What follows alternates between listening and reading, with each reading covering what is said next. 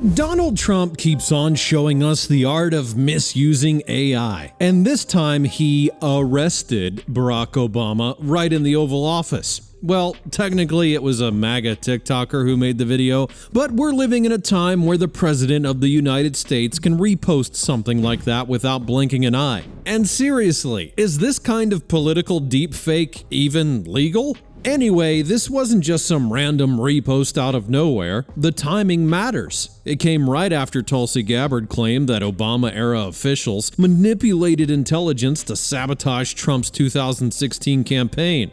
Whatever that actually means.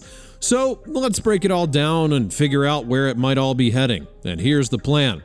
I'm going to ask AI what it thinks about the deepfake, whether it buys what Gabbard's claiming, and if there's any real chance that Obama could actually face legal trouble because of it all.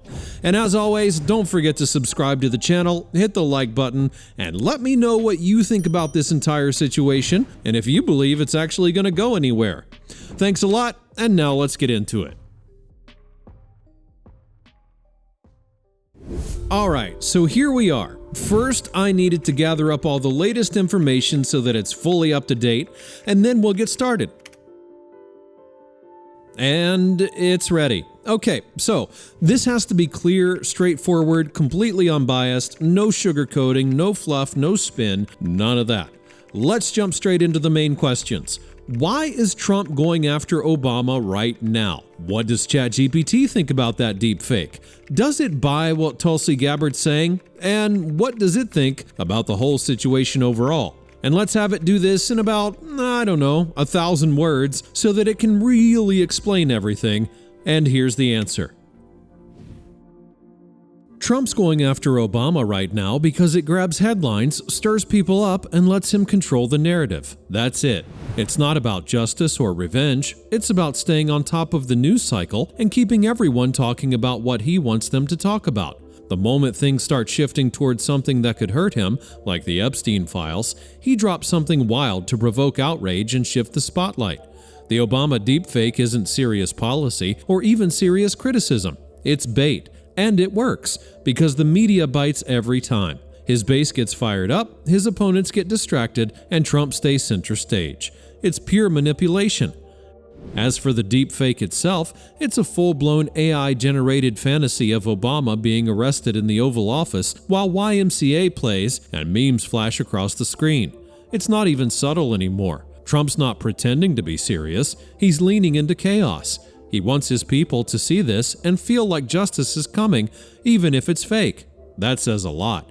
He's not offering real solutions or policies here. He's offering revenge fan fiction, and for a chunk of his base, that's enough.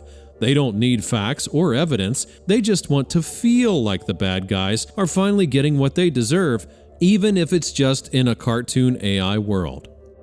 Now, about Tulsi Gabbard claiming the Obama administration supposedly used intelligence agencies to sabotage Trump back in 2016, that's been part of MAGA lore for years now.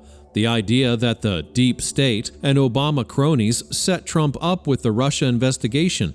Trump's trying to make this feel like payback. Like, they went after me with lies, so now we get to make up whatever we want about them. But that logic doesn't hold up. Even if you believe the system was weaponized against Trump, how does responding with deepfakes and deepfake revenge fix anything? It doesn't expose corruption, it just adds more of it. It drags everything deeper into the mud. Do I buy what Tulsi's saying? No. I think she's playing a role in Trump's orbit now. Maybe it's just a shot at staying relevant.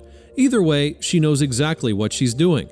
She laid the groundwork by turning what should be seen as absurd political theater into something that sounds like justified retaliation, and Trump took full advantage of that.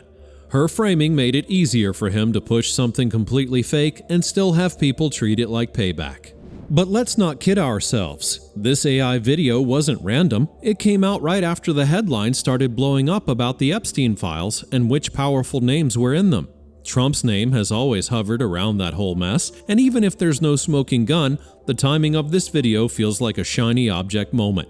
He throws out something so outrageous and ridiculous that suddenly everyone's talking about it instead of the Epstein list. That's what he's good at. Hijacking the conversation and forcing people to react to his political theater instead of staying focused on the stuff that could actually hurt him. It's classic misdirection. And his base? They love it. They absolutely eat this up. The comments are full of people saying things like, "Make this real," or "Finally justice," or "We know the truth." There's no pause, no questioning. That's the problem. We're at a point where truth is optional. If something feels good or makes your side look strong, that's enough, and Trump understands that better than anyone. He doesn't need to win the argument. He just needs to make noise and keep people emotionally charged. Now imagine if Biden posted a fake video of Trump getting arrested, surrounded by FBI agents, and set to some goofy song. The backlash would be instant and massive. Fox News would be on fire. Republicans would call it a threat to democracy. They'd say it's election interference, propaganda, weaponized disinformation, everything they now ignore when Trump does the exact same thing.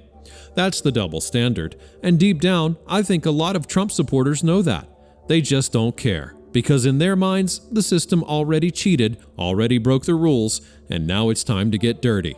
What's worse is that this is probably just the beginning. If this kind of thing gets traction, if Trump sees the engagement numbers go up, if it dominates the news cycle, he'll do more of it. We're heading into a political environment where reality barely matters.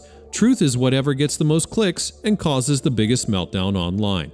And that's dangerous, not just because it poisons the political conversation, but because eventually someone's going to act on one of these fantasies. You keep telling people their enemies are monsters and traitors, and you keep showing them fake videos of justice being served, someone's going to try and make it real. This also says something about where Trump's head is right now. He's not governing like a traditional president. With clear problems in areas like healthcare or the economy or foreign policy, he's leaning into spectacle and grievance and this weird messiah complex where he's the only one brave enough to take on the deep state. And if he has to burn down what's left of truth and trust in institutions to win, so be it. So no, I don't buy Tulsi's spin, and I don't see this as harmless trolling. I see it as another step toward normalizing political fantasy as a replacement for actual leadership. Trump's not just picking a fight with Obama, he's laying the groundwork for a political culture where nothing has to be real, just loud, emotional, and useful. That's where we're at right now, and if people keep pretending this is just Trump being Trump or some harmless joke, they're going to wake up one day and realize the country's running on memes and lies, and nobody's laughing anymore.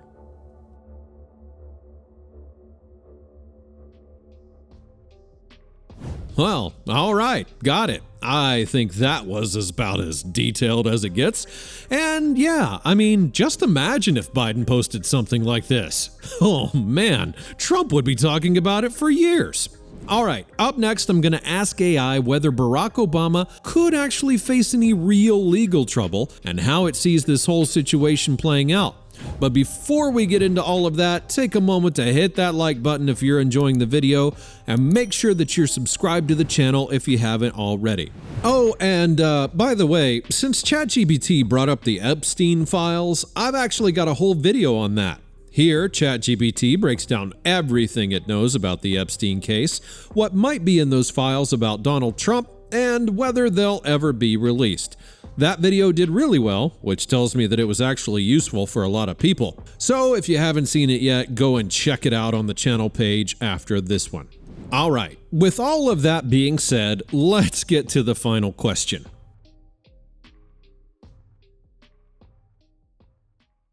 So, does ChatGPT think that Barack Obama could actually face any legal trouble from this? And how does it think that the whole thing might play out?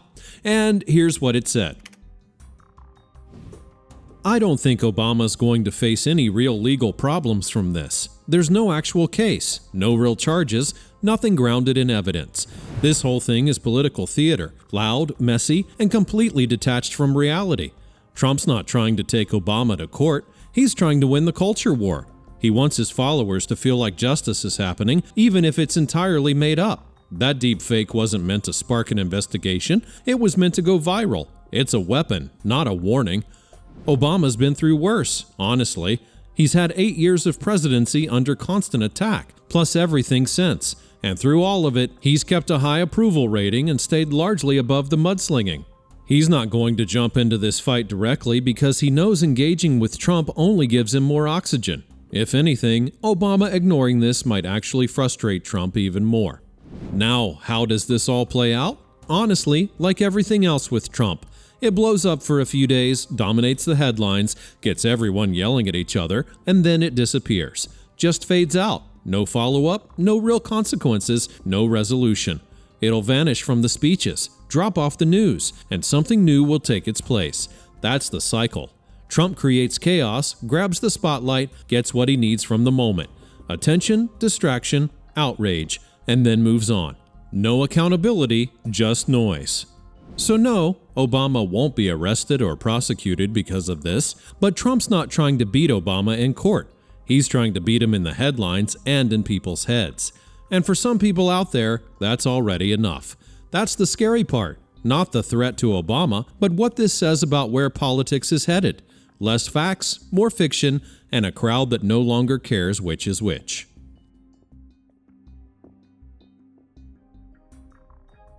And there you have it. I actually agree that this whole thing is just going to disappear from the news and then that'll be the end of it. But what do you think? Maybe you agree with Tulsi Gabbard and you think that Obama should face some kind of consequences for, I don't know, something. Let me know your thoughts in the comments down below. And don't forget to leave a like, subscribe to the channel, and hit that join button if you want to support the channel directly. And since we've been talking about Barack Obama today, go and check out this next video where ChatGPT broke down his first presidential term and gave it an honest score from 0 to 10. Thanks for watching, click on that pop-up, and I'll see you over there in just a moment.